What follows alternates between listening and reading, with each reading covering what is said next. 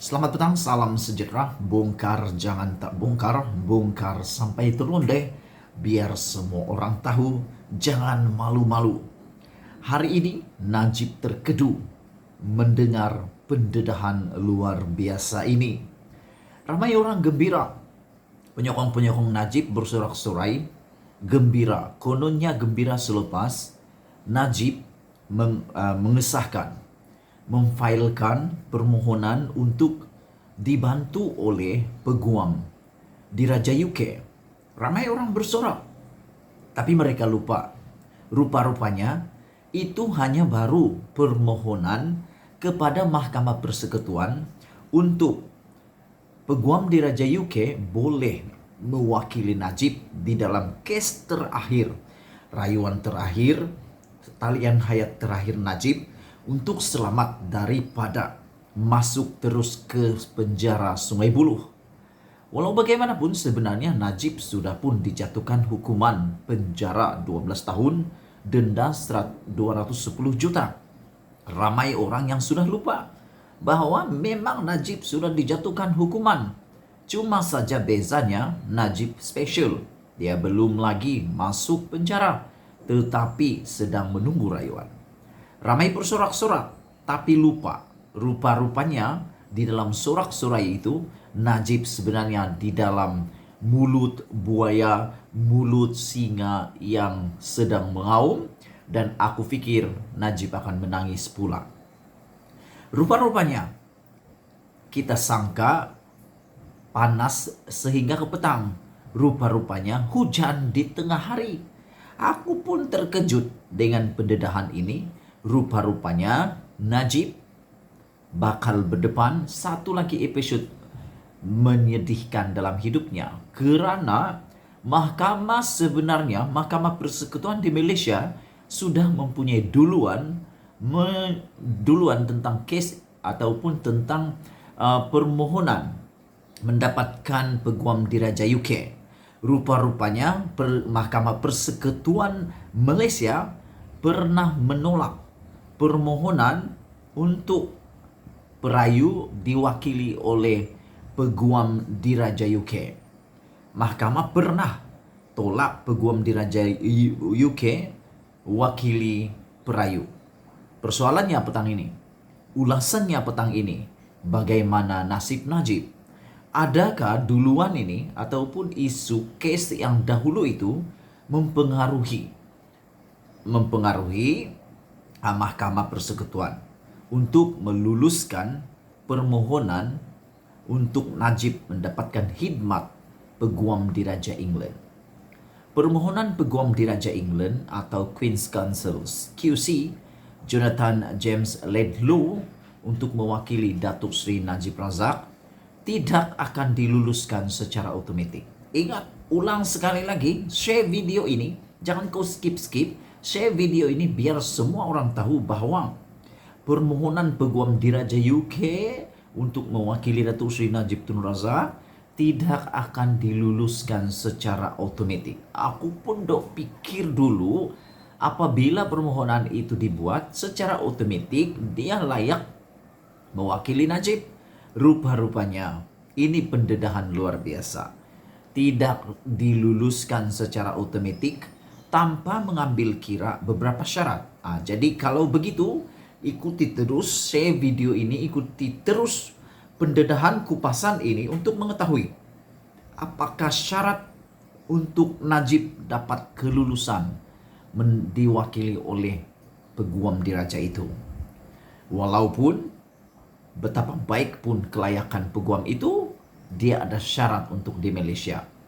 Ini kerana Petition Laidlaw memohon kepada mahkamah untuk diterima masuk sebagai peguam di Malaysia mengikut Seksyen 18 dalam kurungan 1 Akta Provision Undang-Undang 1976.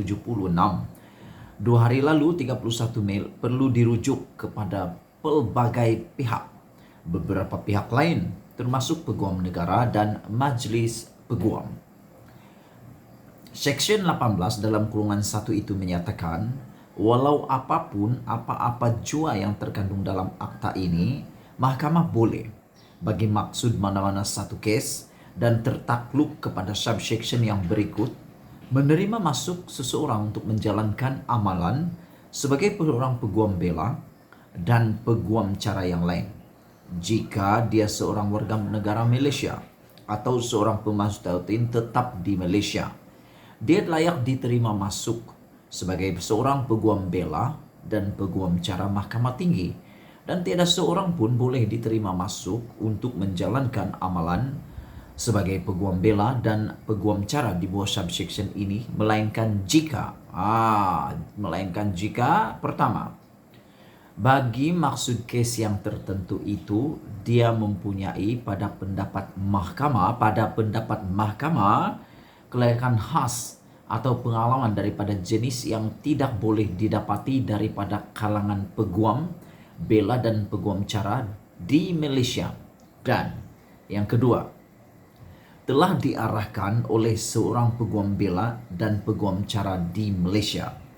Beberapa section dalam 18 dalam kurungan 3 Akta Berkenan mewajibkan mahkamah mengambil kira pandangan peguam negara, lembaga setiausaha majlis peguam dan jawatan kuasa peguam negeri di mana kausa atau perkara itu hendak didengar bagi mendengar bantahan mereka.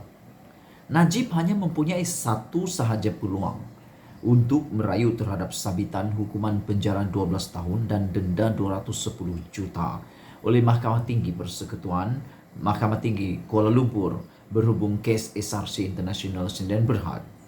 Bagi perbicaraan pada Ogos, bekas Perdana Menteri mendapatkan khidmat Laidlaw yang berpengkalan di United Kingdom untuk menjadi peguam utama dalam rayuannya.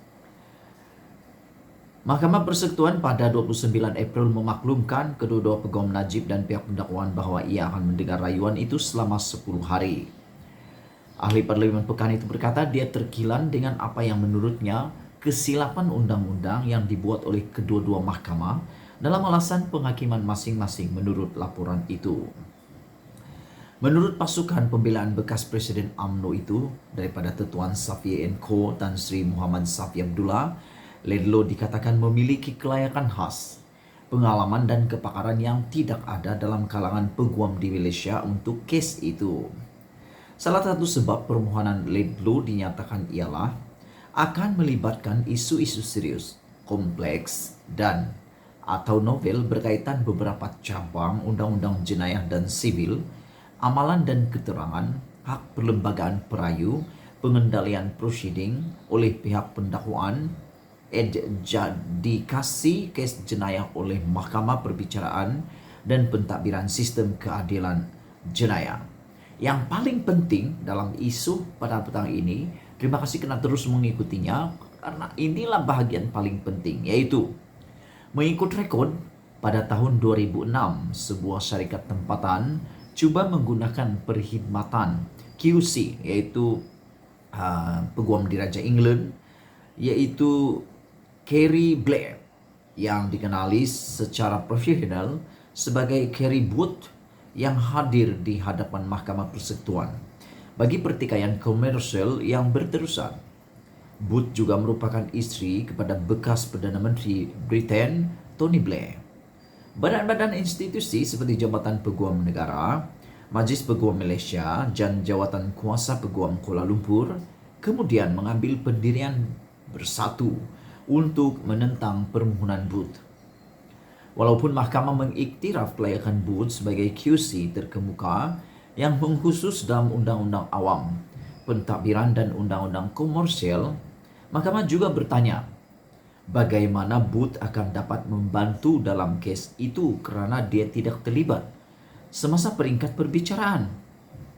Mahkamah juga menyatakan bahawa adalah tidak benar bahawa tiada peguam bela dan peguam cara tempatan yang berkualiti dan dalam kalangan 12,000 daripada mereka di Malaysia yang mempunyai kelayakan dan pengalaman yang sama. Dalam keputusan sebulat suara itu, Mahkamah Persekutuan menolak permohonan Booth dengan menyatakan bahawa Booth tidak menunjukkan dia mempunyai kelayakan dan pengalaman khas yang tidak terdapat dalam kalangan peguam bela dan peguam cara di Malaysia. Rayuan Najib berhubung kes SRC di Mahkamah Persekutuan ini akan menjadi rayuan terakhir yang boleh diteruskan bekas Perdana Menteri itu. Bekas Perdana Menteri pertama Malaysia yang diheret ke mahkamah memandangkan sabitannya di Mahkamah Tinggi dan Rayuan di Mahkamah Rayuan sebelum ini telah ditolak secara sebulat suara. Jika Mahkamah Persekutuan mengekalkan keputusan Najib, Mahkamah Tinggi dan Mahkamah Rayuan, Najib akan dihantar terus ke penjara. Sekian dulu ulasan untuk kali ini. Jangan lupa share video ini supaya semua orang tahu bahwa rupa-rupanya ini rahasia di sebalik QC Najib. Jumpa lagi, tinggalkan komen Anda. Bye-bye.